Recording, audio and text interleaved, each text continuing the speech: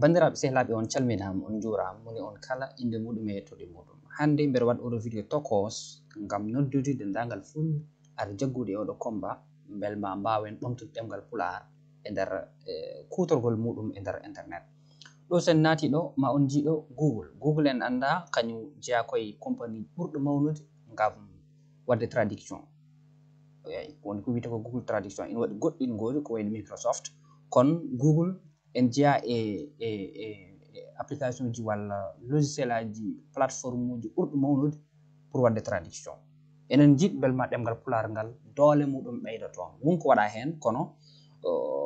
kelmedi gondi toon manam enen nodda ngam wawde arde wadde contribuer hen. Bel mbawen gofu waw addude ballal muɗum hunde en namni seeɗa tan ko wawde anglais puisque ko kañum woni ɗemgal baɗgal disponible joni.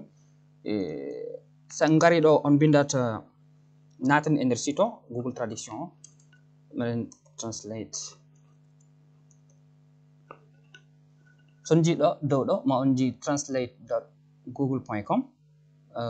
ɗo kañum woni site o woni Google traduction. So tawi en naati hen ɗo ma on jiiɗo hon Google traduction wani tan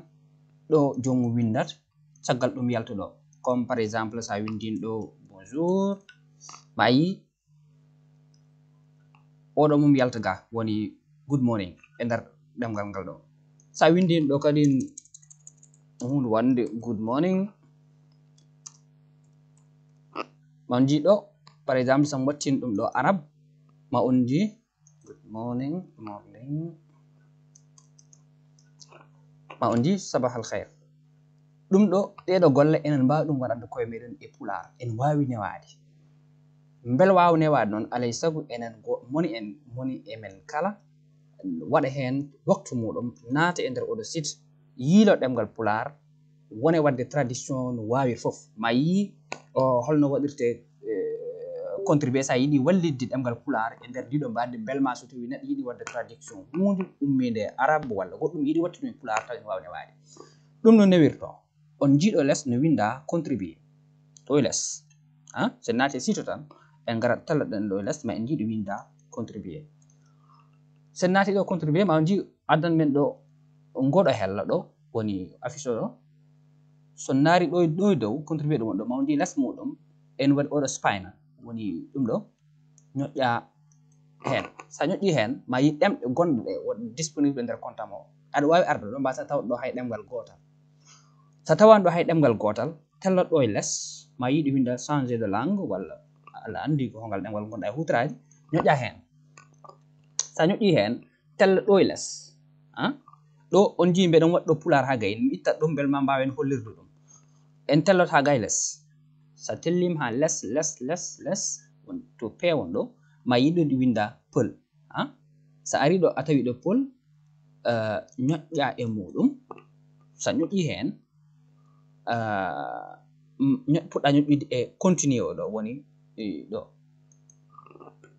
yo joni en ji polo ari ɗo wona obon ɗo hankadi so tawi a yiɗi wadde contribuer pular a arat ha ñoƴƴa hen belma anglais gonnoɗo ɗo waylo so anglais o wayli ma yi ɗo ina waɗa pël tellaɗa ɗo e less ma yiɗo winda traduction des mots et des expressions on ji manan ko contribution mbaɗen ɗi hen kewani mais mi yiɗi belma ɗo e jamanu son ji e pular won ɗo ko 4700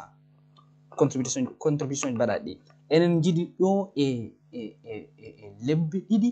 taw en jettima 100 mbiyabel enen mbawi ɗum wadde walla en mbawa ɗum wadde.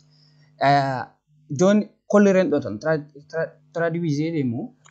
ñoƴƴa hen sa ñoƴƴi hen ayi ɗo o addantuma ko pël faade anglais ɗon ko wonande competiɗo manam jiɗɗo firdu pël faade anglais kono sa welam manam aɗa wawi hutorade ɗo pira nde ɗo helmere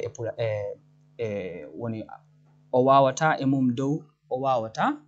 emo dow puccu emo yaha kano nda oɗo pular ko woni mais sen paami enen joni sen jiiɗi wallide ɗum ɗon en garat ɗo to winda ɗo anglais après ɗo binda ma yi ko winda ko ɗo woni fell down fell up menda ko moni après wala traduction